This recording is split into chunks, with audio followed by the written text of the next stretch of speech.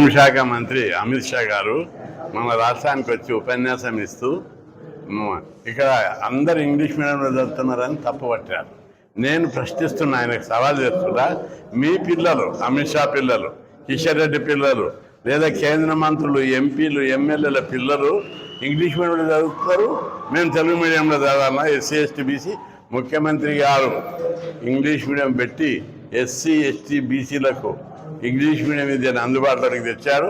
దాని మూలంగా మా పిల్లలు ఐఏఎస్లు అవుతారు, ఐపీఎస్లు అవుతారు, డాక్టర్లు అవుతారు, ఇంజనీర్లు అవుతారు, ఐటీలు చేసి అమెరికాకు పోయి పెద్ద పెద్ద ఉద్యోగాలు చేసి నెలకు 10 లక్షలు సంపాదిస్తారు. కాబట్టి అమిత్ షా ఉద్దేశపూర్వకంగా ఈ విధంగా మంచిది కాదు.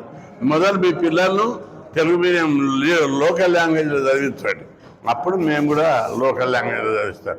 మీ పిల్లలు ఏమో ఇంగ్లీష్ మీడియంలో చదువుతారు, మా పిల్లలు తెలుగు మీడియంలో చదవాల. తెలుగు అంటే పుట్టుకతోటి వస్తుంది, మాట్లాడు అన్నీ వస్తాయి, విద్య వస్తుంది, అన్నీ వస్తాయి. ఇది ఎక్స్ట్రా, ఈ డెవలప్మెంట్ కోసం ఇది అంతర్జాతీయ భాష. ప్రపంచంలో ఎక్కడైనా ఉద్యోగం వస్తుంది, ఎక్కడైనా అభివృద్ధి చేస్తారు. కాబట్టి దీన్ని మేము తీవ్రంగా ఖండిస్తున్నాం. ప్రజలు నమ్ముతలేరు.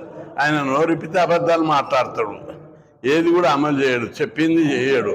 జగన్మోహన్ రెడ్డి గారు చెప్పింది చేస్తాడు, పేదల అభివృద్ధి కోసం పాటుపడతాడు, మేనిఫెస్టోలో ఉన్న ప్రతి దాన్ని అమలు చేస్తాడు. నవరత్నాలు ఎట్లా అమలు చేసిండో ఇప్పుడు కూడా అమలు చేస్తారని ప్రజలు అనుకుంటున్నారు.